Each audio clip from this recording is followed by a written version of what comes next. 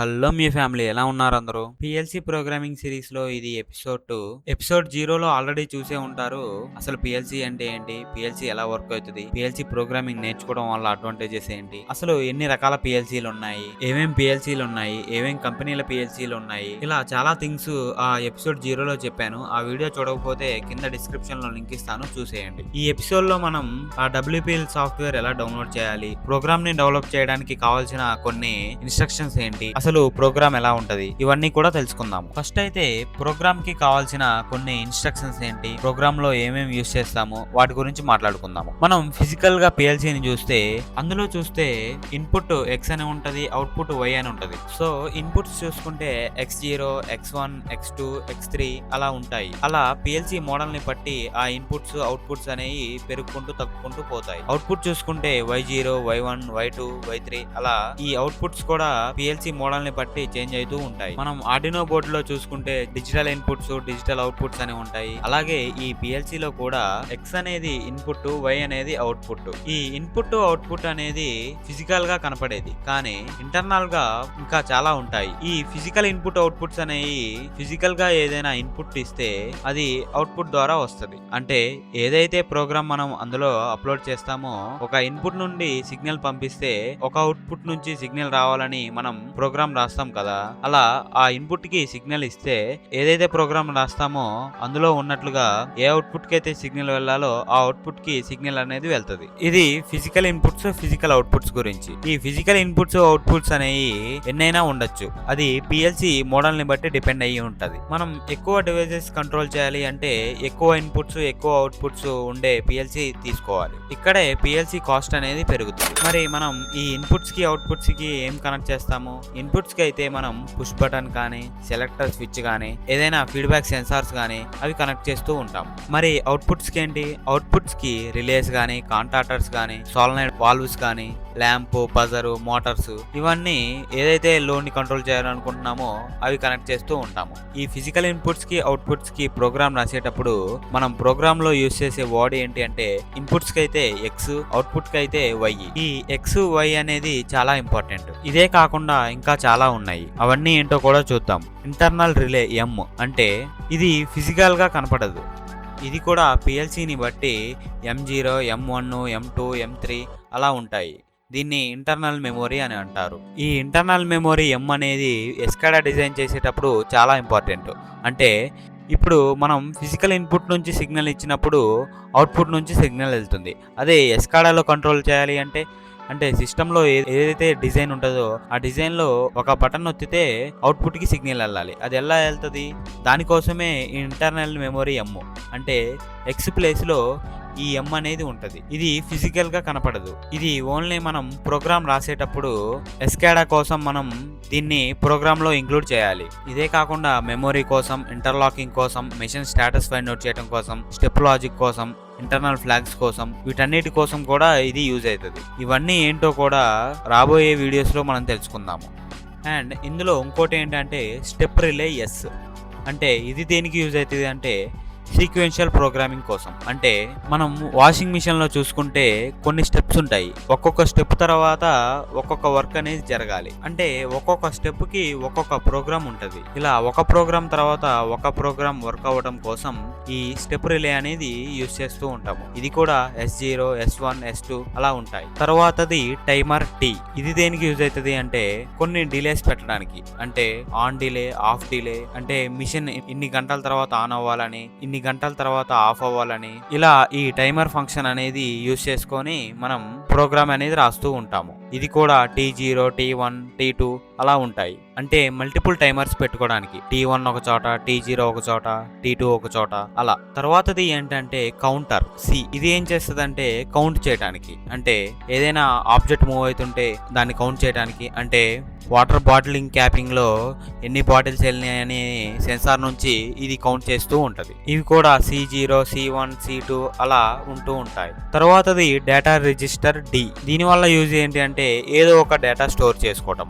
అంటే temperature data store చేసుకోవటం, pressure, counter values, analogue values, time, date, ఇలా డేటాను అనేది స్టోర్ చేసుకుంటూ ఉంటది. ఇవి కూడా D0, D1, D2 అలా ఉంటాయి. పిఎల్సీని బట్టి ఈ D0, D1 అలా పెరుగుతూ పెరుగుతూ పోతూ ఉంటాయి. ప్రెజెంట్ అయితే ఇవి సరిపోతాయి బేసిక్ ప్రోగ్రామింగ్ నేర్చుకోవడం కోసం. ఇవే కాకుండా ఇంకా చాలా ఉంటాయి. ఫైల్ రిజిస్టర్స్ అని, ఇండెక్స్ రిజిస్టర్స్ అని, ఇంకా చాలా అనేవి ఉంటాయి. అవన్నీ కూడా పోను ప్రోగ్రామింగ్ చేసేటప్పుడు నేర్చుకుందాము. అండ్ ఇంకా ఈ ప్రోగ్రామ్ లో యూజ్ అయ్యే కొన్ని ఇన్స్ట్రక్షన్స్ ఉన్నాయి. అవి ఏంటి అంటే నార్మల్లీ ఓపెన్ కాంటాక్ట్ ఒకటి, normally close contact, series contact, series normally closed contacts, parallel contact, parallel normally closed contact and output coil. ఇంకా సెట్ ఫంక్షన్, రీసెట్ ఫంక్షన్. అంటే సెట్ ఫంక్షన్ అంటే ఒకసారి ఇన్పుట్ సిగ్నల్ ఇచ్చిన తర్వాత అవుట్పుట్ అనేది సెట్ అవ్వాలి అని చెప్పేసి రాస్తాము. అంటే ఒక్కసారి ఇన్పుట్ సిగ్నల్ ఇచ్చిన తర్వాత అవుట్పుట్ అనేది ఆన్ అయ్యే ఉండాలి. ఇన్పుట్ సిగ్నల్ తీసేసినా కానీ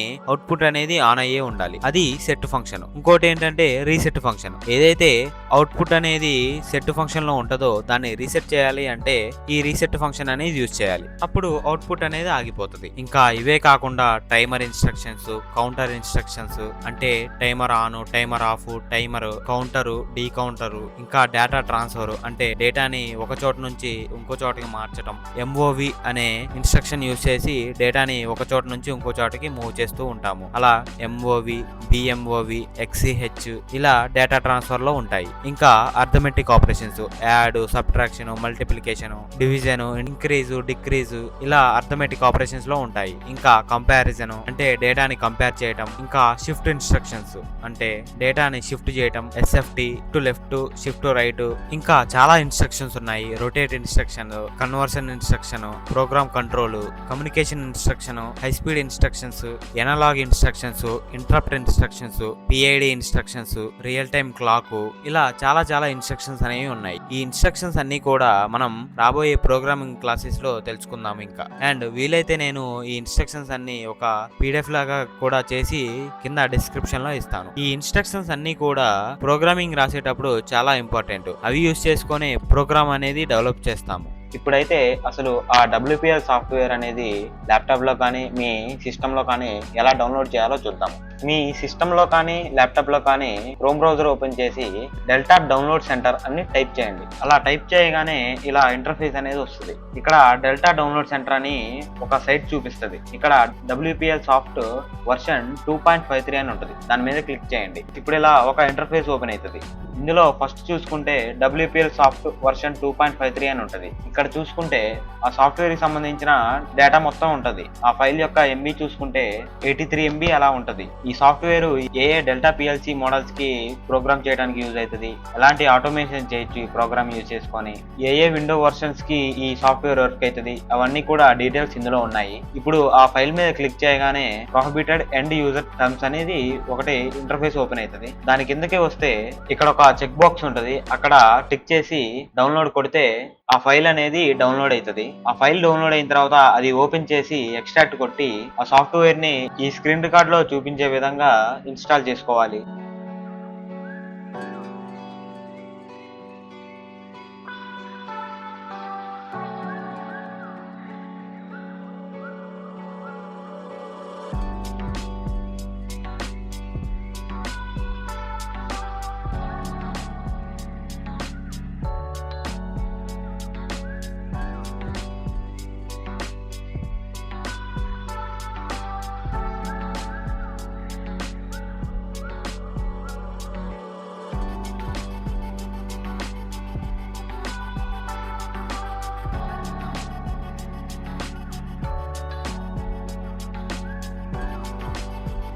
మన WPL సాఫ్ట్వేర్ అనేది ఇన్స్టాల్ చేయడం కంప్లీట్ అయింది. ఇప్పుడు సర్చ్ బార్ లోకి వెళ్ళి WPL సాఫ్ట్ అని టైప్ చేయగానే మన అప్లికేషన్ చూపిస్తుంది. దాని మీద డబుల్ క్లిక్ చేస్తే ఈ WPL సాఫ్ట్ అనేది ఓపెన్ అవుతుంది. స్టార్టింగ్ ఇంటర్ఫేస్ అయితే ఇలా ఉంటది. ఇప్పుడు మనం ఒక న్యూ ప్రాజెక్ట్ చేయాలనుకుంటున్నాము. టాప్ లెఫ్ట్ కార్నర్ లో ఫైల్ అని ఉంటది. దాన్ని క్లిక్ చేస్తే న్యూ అని ఉంటది. ఆ న్యూ క్లిక్ చేయగానే ఇలా ఒక ఇంటర్ఫేస్ వస్తుంది. Program title and model type అని ఉంటది. అంటే PLCయా, VFDయా, TPయా అని ఇలా 3 రకాలు ఉన్నాయి. మనం పిఎల్సీకే ప్రోగ్రామ్ చేయాలనుకుంటున్నాం కాబట్టి పిఎల్సీ సెలెక్ట్ చేసుకోవాలి. అండ్ తర్వాత సెలెక్ట్ అని ఉంటది. డెల్టా పిఎల్సీలో కొన్ని మోడల్స్ ఉన్నాయి. మనం ఏ మోడల్ అయితే పర్చేస్ చేస్తామో ఆ మోడల్ పిఎల్సీ అనేది సెలెక్ట్ చేసుకోవాలి. ప్రెసెంట్ మనం ఏ పిఎల్సీ పర్చేస్ చేయట్లేదు కాబట్టి ఏదో ఒక పిఎల్సీ పెట్టుకొని మనం ప్రోగ్రామ్ అనేది రాయొచ్చు. ఈ పిఎల్సీ ప్రోగ్రామింగ్ లో ఉన్న అడ్వాంటేజ్ ఏంటంటే సిమ్యులేట్ చేయొచ్చు. అంటే మనం ఏదైతే ప్రోగ్రామ్ రాస్తామో దాన్ని రన్ చేసి టెస్ట్ చేయొచ్చు. డైరెక్ట్ గా పిఎల్సీ లోకి ప్రోగ్రామ్ ని డంప్ చేయకుండా ఇందులోనే ప్రోగ్రామ్ ని రన్ చేసి